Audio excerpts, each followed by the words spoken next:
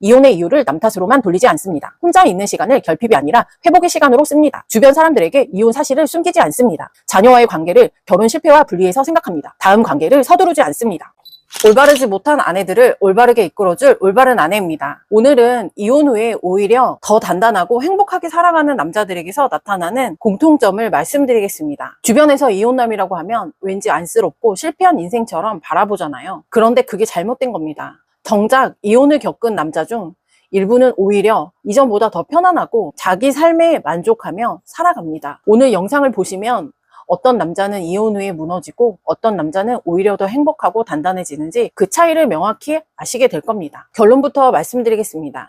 이혼 후에 잘 사는 남자들은 이혼을 인생의 실패가 아니라 나에게 맞지 않는 관계를 정리한 최고의 결정으로 받아들인 사람들입니다. 같은 이혼이라도 이걸 어떻게 해석하느냐에 따라 이후 5년, 10년의 삶이 완전히 달라집니다. 사건 자체보다 그 사건을 대하는 태도가 결과를 결정한다는 뜻입니다. 심리학자 리처드 라자루스는 스트레스에 대한 반응이 사건 그 자체가 아니라 그 사건을 어떻게 평가하느냐에 따라 달라진다는 인지평가 이론을 제시했습니다. 같은 이혼이라는 사건을 두고도 누군가는 내 인생은 끝났다라고 평가하고 누군가는 이제 나에게 맞는 삶을 다시 설계할 수 있다라고 평가합니다. 이 해석의 차이가 이후의 회복 속도와 삶의 질을 가르는 결정적인 변수가 됩니다. 여기서 대부분의 남자가 쉽게 빠지는 함정이 있습니다. 이혼은 곧 실패이고 남들 앞에서 숨기고 위축되어야 한다는 어리석은 생각입니다. 하지만 심리학적으로 보면 이건 회복을 오히려 늦추는 태도입니다. 미국 심리학자 조지 보나노의 연구에 따르면 상실이나 이별 같은 큰 변화를 겪는 사람 중 상당수는 예전보다 훨씬 빠르게 심리적으로 안정을 되찾는 회복 탄력성을 보였습니다. 문제는 이 회복을 스스로 가로막는 경우인데 주변의 시선을 지나치게 의식하며 자신을 고립시키거나 실패자라는 낙인을 스스로에게 반복해서 찍은 경우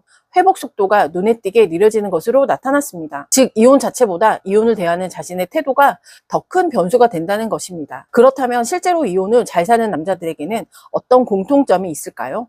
바로 정리해드리겠습니다. 첫 번째, 이혼의 이유를 남 탓으로만 돌리지 않습니다. 관계가 끝난 데에는 여러 원인이 있기 마련인데 잘 사는 남자들은 상대방의 문제만 곱씹기보다 자신이 배운 점도 함께 정리합니다. 심리학에서는 이를 통제 소재라고 부르는데 자신이 통제할 수 있는 부분에 집중하는 사람일수록 다음 관계나 삶에서 같은 실수를 반복하지 않고 더 빠르게 안정을 찾습니다. 두 번째, 혼자 있는 시간을 결핍이 아니라 회복의 시간으로 씁니다. 운동을 시작하거나 미뤄뒀던 자격증 공부를 하거나 오랜만에 친구를 만나는 식으로 일상의 루틴을 스스로 다시 세웁니다. 심리학자 미하이 칙센트미하이의 몰입 이론에 따르면 스스로 선택한 활동에 몰입하는 경험은 자존감과 삶의 만족도를 회복시키는 데 중요한 역할을 합니다. 공허함을 술이나 무기력으로 채우는 대신 몰입할 대상을 찾는 것이 회복의 핵심입니다. 세 번째, 주변 사람들에게 이혼 사실을 숨기지 않습니다.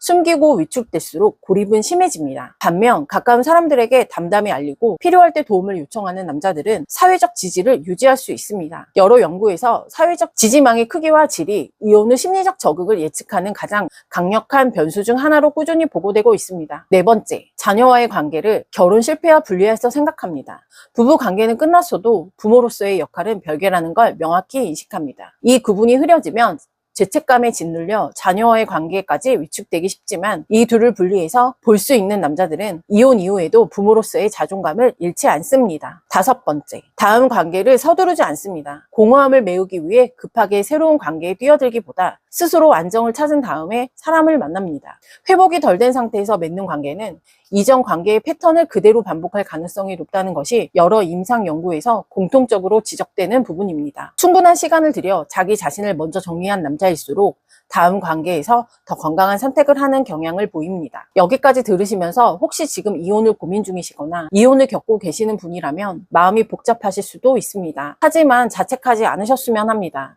관계가 끝났다는 사실이 여러분의 가치를 결정짓지 않습니다. 5가지를 요약해서 다시금 말씀드립니다. 첫 번째, 이혼의 이유를 남 탓으로만 돌리지 않습니다. 두 번째, 혼자 있는 시간을 결핍이 아니라 회복의 시간으로 씁니다. 세 번째, 주변 사람들에게 이혼 사실을 숨기지 않습니다. 네 번째, 자녀와의 관계를 결혼 실패와 분리해서 생각합니다. 5번째, 다음 관계를 서두르지 않습니다. 지금 당장 할 수 있는 아주 작은 행동 하나를 제안드리겠습니다. 오늘 하루 그동안 미뤄왔던 나만의 작은 루틴 하나를 다시 시작해 보시기 바랍니다. 운동이든 산책이든 그 작은 시작이 회복의 첫걸음이 됩니다. 여러분의 인생은 한 번의 이혼으로 정해지는 것이 아니라 그 이후 어떤 태도로 살아가느냐에 따라 계속 만들어져 가는 겁니다. 오늘 이야기가 작은 힘이 되었길 바랍니다. 공감되셨다면 구독과 좋아요 부탁드리고 여러분의 생각도 댓글로 남겨주세요. 올바르지 못한 아내들을 올바르게 이끌어줄 올바른 아내였습니다. 감사합니다.